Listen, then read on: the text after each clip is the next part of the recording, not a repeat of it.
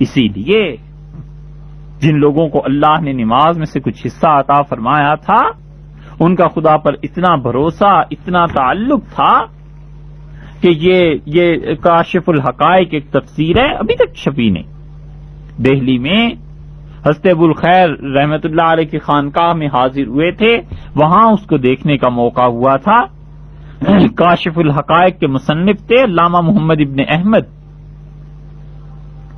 کمال الدین زاہد رحمت اللہ علیہ کے نام سے جانے جاتے ہیں۔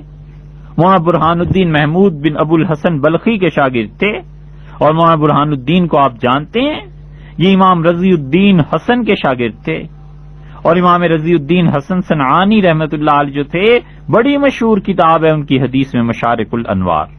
اور یہ تین واسطوں سے، ان کے دو واسطوں سے شاگرد بنتے ہیں۔ اور یہ علامہ کمال زاہد رحمت اللہ علیہ جو تھے،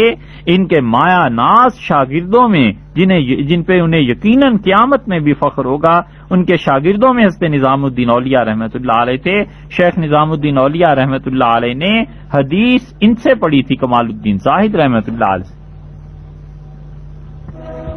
اور انہوں نے، حضرت نے خود ایک جگہ فرمایا کہ 689 میں حدیث کی سند میں نے ان سے لی تھی۔ امیر خرد رحمت اللہ علیہ نے سیر الاولیاء لکھی ہے، اور چشتیہ سلسلے کے مشائخ میں سب سے زیادہ مستند کتاب جو دنیا میں ایک ہی بس تقریباً رہ گئی ہے وہ یہی ہے جو قدیم ملتی ہے۔ وہ کہتے ہیں کہ شیخ کمال الدین زاہد رحمت اللہ علیہ کا علم کا یہ مرتبہ تھا، حال تھا کہ غیاث الدین بلبن نے ان کے علم اور فضل کے متعلق سنا، اور غیاث الدین بلبن کا نام آپ نے سنا ہے، یہ بادشاہ یہاں ہندوستان میں بیٹھ کے مکہ مکرمہ میں مدرسے چلاتا تھا، اور چاروں فقہا حنفی، شافعی، مالکی، حنبلی اساتذہ مقرر کیے ہوئے تھے،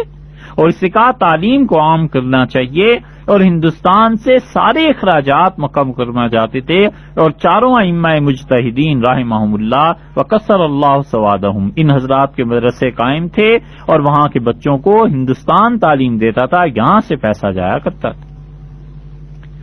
یہ زمین بر صغیر کی کوئی معمولی چیز نہیں ہے۔ بلبن اتنا نیک بادشاہ، اس نے درخواست کی، اور اس نے علامہ کمال الدین زاہد رحمت اللہ علیہ سے کہا کہ حضرت جی چاہتا ہے کہ آپ ہمارے سرکاری امام بن جائیں، اور بس صرف نماز پڑھا دیا کریں۔ ان کا زہد اور تقوی ایسا تھا، اب بھی جو لوگ نماز پڑھتے ہیں نا، کسی اللہ کے نیک بندے کے پیچھے پڑی ہوئی نماز اور کسی غافل دل والے ہم جیسے کے پیچھے پڑی ہوئی نماز، دونوں میں واضح فرق انہیں محسوس ہو جاتا ہے، بشرطے کہ دل اندر زندہ ہو کہ یہ نماز کوئی اور چیز ہے۔ علامہ زاہد رحمت اللہ علیہ کو سلطان غیاث الدین بلبن رحمت اللہ علیہ نے یہ کہا تو انہوں نے جو جواب دیا، انہوں نے فرمایا کہ درما جز نماز چیزیں دیگر نہ مان دے است، ہم غریبوں کے پاس بلبن بادشاہ نماز کے علاوہ اور ہے ہی کیا، اکنون بادشاہ چیمی خواد، اب آپ کا کیا ارادہ ہے کہ ان ہم ازمامی روت، بادشاہ کیا چاہتے ہیں کہ اب نماز بھی ہم سے چھین لے؟ چپ ہو گیا بادشاہ، اور بلبن کی ہمت نہیں پڑی جواب دینے کی۔ ایسے بادشاہ نہیں تھے جو جمہوریت کی اور جبر کی پیداوار ہوں، وہ بادشاہ بھی کمال کے ہوا کرتے تھے، اور ایک طرح کی مطلق العنانی بھی ہوا کرتی تھی۔ یہ جواب وہی دے سکتا ہے جس انسان کے دل کی گہرائیوں میں بھی اللہ کے علاوہ کسی کا خوف نہ ہو۔ ان سے کسی نے پوچھا، ان سے بھی اور بہت سے مشائخ سے، کہ بادشاہ کو نماز پڑھانے میں کیا حرج ہے؟ تو انہوں نے کہا ہم کفر سمجھتے ہیں اگر دل میں یہ خیال بھی آ جائے کہ سجدہ ذرا سا طویل کر دیں اور رکوع کو تھوڑا سا چھوٹا کر دیں کہ بادشاہ سلامت نے جلدی جانا ہے اور بادشاہ سلامت آج نماز پڑھ رہے ہیں۔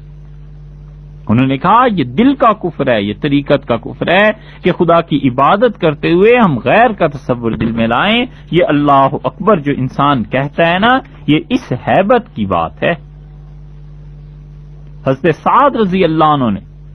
ربیع رحمت اللہ علیہ کو بھیجا تھا، اور ربیع رحمت اللہ علیہ جب ایران کے بادشاہ کے پاس گئے ہیں تو وہی پرانے کپڑے، وہی تلوار، وہی ڈھال، چھوٹے قد کا ایک گھوڑا جسے وہاں کی زبان میں گدھا کہتے ہیں، بڑا ہوتا ہے ہمارے یہاں کے ہندوستان کے گدھوں سے، وہ دربار میں داخل ہوئے اور فرش اور قالین کے ایک حصے کو رونتے ہوئے آگے چلے گئے،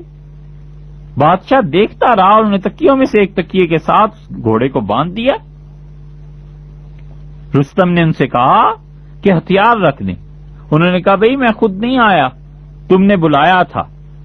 اور جو بلایا جاتا ہے اس کی چیزیں برداشت کرنی چاہیے۔ اگر کہتے ہو تو میں بات کرتا ہوں، نہیں تو میں واپس جاتا ہوں۔ رستم نے خالص فارسی میں سے کہا کہ اجازت،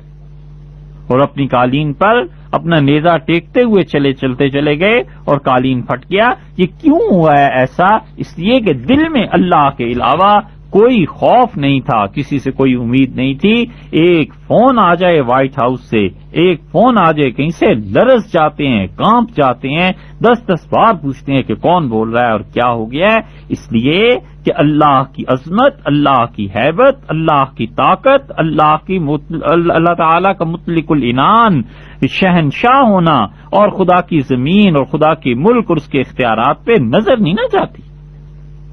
نماز پڑھی ہو تو پتا ہو نا، سلطان تغلق جیسے آدمی نے شیخ قطب الدین منور رحمت اللہ علیہ تھے، انہیں طلب کیا اور وہ بادشاہ کے سامنے نہیں جھکے۔ سلطان محمد تغلق اپنی جگہ پہ بڑا اچھا حکمران شمار کیا جاتا، سرزنش اور عتاب مقصود تھا، اور وہ اپنے بیٹے نور الدین کے ساتھ چلے گئے اور دربار میں دیکھا تو کتنے ہی لوگ باادب، باوقار، مؤدب انداز سے کھڑے ہیں۔ بچے نے کبھی یہ سما دیکھا نہیں تھا۔